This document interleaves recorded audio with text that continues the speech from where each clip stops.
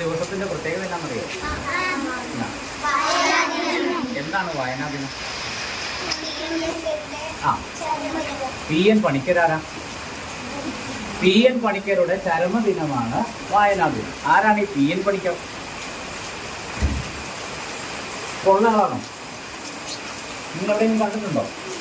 കണ്ടിട്ടില്ല. എന്നും കണ്ടിട്ടില്ല. ഫോട്ടോയിൽ കണ്ടിട്ടുണ്ടോ? ഉണ്ട്, ഫോട്ടോയിൽ കണ്ടിട്ടില്ലേ? അദ്ദേഹം മരണപ്പെട്ടിട്ട് കുറേ വർഷങ്ങളായി. P.N. പണിക്കരുടെ ഒരു പ്രത്യേകത, അദ്ദേഹം കേരളത്തിലെ ഗ്രന്ഥശാല എന്ന് പറഞ്ഞാൽ ലൈബ്രറി, കേരളത്തിലെ ലൈബ്രറികളുടെ പിതാവാണ്. ഈ വരുന്ന ഒരാഴ്ച വായനാ വാരാഘോഷമാണ്. വാരാഘോഷം എന്ന് പറഞ്ഞറിയോ? എന്നാ, ഒരാഴ്ച മുഴുവൻ ആഘോഷിക്കുകയാണ്. നമ്മൾ വായനയുമായി ബന്ധപ്പെട്ട പ്രവർത്തനങ്ങളിലൂടെ നമ്മൾ ഒരാഴ്ച മുഴുവൻ ആഘോഷിക്കുകയാണ് വായനാ വാരാഘോഷം ചെയ്യുന്നത്. വായിച്ചു വളർന്ന് ഭാരതത്തിന്റെ അഖണ്ഡതയും സംസ്കാരവും ഉയർത്തുവാൻ വേണ്ട പ്രവർത്തനങ്ങളിൽ സജീവമായി പങ്കുചേരും.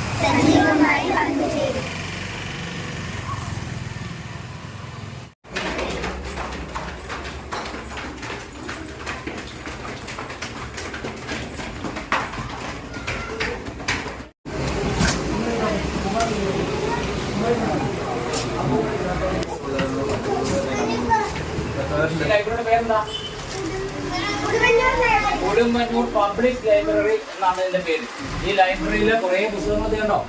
അപ്പൊ ഈ ലൈബ്രറിയെ കുറിച്ച് നമ്മളെ പരിചയപ്പെടുത്താനായിട്ട് ലൈബ്രറിയുടെ സെക്രട്ടറി, ഈ സാറിന് നിങ്ങൾക്ക് അറിയാലോ, സാറിന്റെ പേരെന്നാ? രാജീവ് സാർ. അപ്പൊ രാജീവ് സാറാണ് നിങ്ങളെ ലൈബ്രറിയെ പരിചയപ്പെടുത്താനായിട്ട് നിങ്ങളെ ഇപ്പോൾ ഇവിടെ സഹായിക്കാനായിട്ട് സാറുണ്ട്. കൊച്ചുകൂട്ടുകാരെല്ലാവർക്കും ഉടുമ്പന്നൂർ പബ്ലിക് ലൈബ്രറിയിലേക്ക് സ്വാഗതം. നിങ്ങൾ കുറച്ച് പേരൊക്കെ ഈ ലൈബ്രറിയിൽ ഇതിനു മുമ്പ് വന്നിട്ടുണ്ട് അല്ലേ? ഏതാനും പേരൊക്കെ വന്നിട്ടുണ്ട്. ഇനി വരാത്തവരും എന്നെങ്കിലുമൊക്കെ ലൈബ്രറിയുടെ ഭാഗമായി ഇവിടെ വരണം. ഈ വരുന്ന 25-ാം തീയതി മലയാള സാഹിത്യത്തെ സംബന്ധിച്ചും നമ്മളിപ്പോൾ നടന്നുകൊണ്ടിരിക്കുന്ന ഫിഫ ഫുട്ബോളിനെ മത്സരത്തെ ഉൾപ്പെടുത്തിക്കൊണ്ടുള്ള ഒരു ക്വിസ് കോമ്പറ്റീഷൻ ഇവിടെ നടക്കുന്നുണ്ട്. ആ മത്സരത്തിലേക്ക് എല്ലാവരെയും ഞാൻ ആദ്യമായിട്ട് സ്വാഗതം ചെയ്യുകയാണ്, ക്ഷണിക്കുകയാണ് 25-ാം തീയതി. അപ്പോൾ ഇതിൻ്റെ ഈ ലൈബ്രറിയിൽ വന്നപ്പോൾ കണ്ട കാര്യങ്ങൾ എന്തൊക്കെയാണ്? ഒന്ന്, ഇവിടെ 5-8 അലമാരകളുണ്ട് അല്ലേ? ഉടുമ്പന്നൂർ പബ്ലിക് ലൈബ്രറിയിൽ 5-8 അലമാരകളുണ്ട്. ഈ അലമാരകളിലായി 6000-ലധികം പുസ്തകങ്ങളുണ്ട്. എല്ലാ വിഭാഗത്തിലുള്ള പുസ്തകങ്ങളുണ്ട്. ഈ പുസ്തകങ്ങളൊക്കെ പരിചയപ്പെടാൻ ഇതിൻ്റെ അകത്ത് ഒരലമാര ബാലവേദി, കുട്ടികൾക്ക് മാത്രമായി ഉള്ളതാണ് ഒരു അലമാര. ഇതിൻ്റെ അകത്ത് ഒരുപിടി ബാലസാഹിത്യ കൃതികളുണ്ട്. അതുപോലെ ബാലസാഹിത്യ കൃതികൾ മാത്രമല്ല, നിങ്ങളുടെ സ്കൂളിലെ ലൈബ്രറിയിൽ ആ ലൈബ്രറിയിലുള്ളത് കൂടുതലും ബാലസാഹിത്യ കൃതികളായിരിക്കും അല്ലേ സാറേ?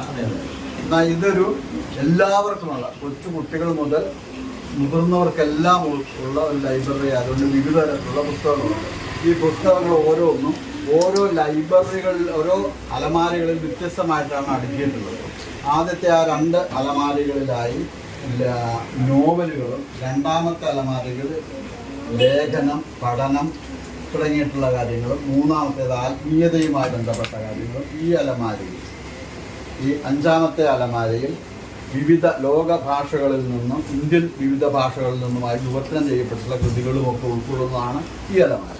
അതുപോലെ കഥകളും കവിതകളുമാണ് ആ അലമാരയിൽ. അതിനപ്പുറത്തെ അലമാരയിൽ ആത്മകഥയും ജീവചരിത്രവും ബാലസാഹിത്യ കൃതികളുമാണ്. അതിനപ്പുറത്തെ അലമാരയിൽ കൃഷി, സ്പോർട്സ് തുടങ്ങിയത്. അങ്ങനെ വിവിധ വിഷയങ്ങളെ അടങ്ങിയ പുസ്തകങ്ങളെ വിവിധ അലമാരകളിലായിട്ടാണ് ഇവിടെ സജ്ജീകരിച്ചിട്ടുള്ളത്. ഇത്രയാണ് ഈ ലൈബ്രറി ഇതിൻ്റെ അകത്തെ പുസ്തകങ്ങളെ സംബന്ധിച്ചും പറയാനുള്ളത്. ഇവിടെ വന്നാൽ നിങ്ങൾക്ക് എങ്ങനെ പുസ്തകങ്ങൾ വായിക്കാൻ പറ്റും, എങ്ങനെ പുസ്തകങ്ങൾ എടുക്കാൻ പറ്റും, പുസ്തകം എടുത്തു കഴിഞ്ഞാൽ നമ്മളത് എങ്ങനെയാണ് കൈകാര്യം ചെയ്യേണ്ടത്, എങ്ങനെയാണത് തിരിച്ചു കൊടുക്കേണ്ടത്, അങ്ങനെയുള്ള കാര്യങ്ങളെക്കുറിച്ചൊക്കെ നമുക്ക് വിശദമായിട്ട് രാജീവ് സാർ ഇപ്പോൾ നമുക്ക് പറഞ്ഞു തരും. അപ്പോൾ സാറിനെ ഒരിക്കൽ കൂടി നമുക്ക് ഒന്നുകൂടി ക്ഷണിക്കാം. പലതരം ലൈബ്രറികളുണ്ട്. നിങ്ങളുടെ സ്കൂളിലൊരു ലൈബ്രറി ഉണ്ട്, കുറേ പുസ്തകങ്ങളെല്ലാം ഉള്ള ഒരു ലൈബ്രറി. അതിനൊരു ടീച്ചറിന് ഒരു ചാർജിങ് ആണ്. അതിനെയാണ് സ്കൂൾ ലൈബ്രറി എന്ന് പറയുന്നത് അല്ലേ?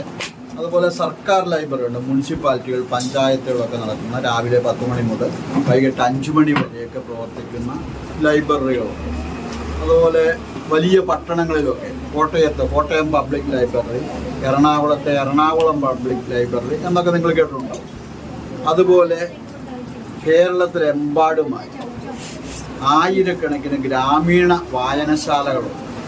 അതിലൊരു വായനശാലയാണ് നമ്മുടെ ഉടുമ്പന്നൂർ പബ്ലിക് ലൈബ്രറി എന്ന് പറയുന്നത്. നമ്മുടെ പഞ്ചായത്തിലെ ഉടുമ്പന്നൂർ പഞ്ചായത്തിലെ ആദ്യത്തെ ലൈബ്രറിയാണ് ഈ ഉടുമ്പന്നൂർ പബ്ലിക് ലൈബ്രറി എന്ന് പറയുന്നത്. കേരളത്തിൽ തന്നെ രൂപീകരിക്കപ്പെട്ടിട്ടുള്ളത് 792ാമത്തെ ലൈബ്രറിയാണ് ഈ ലൈബ്രറി.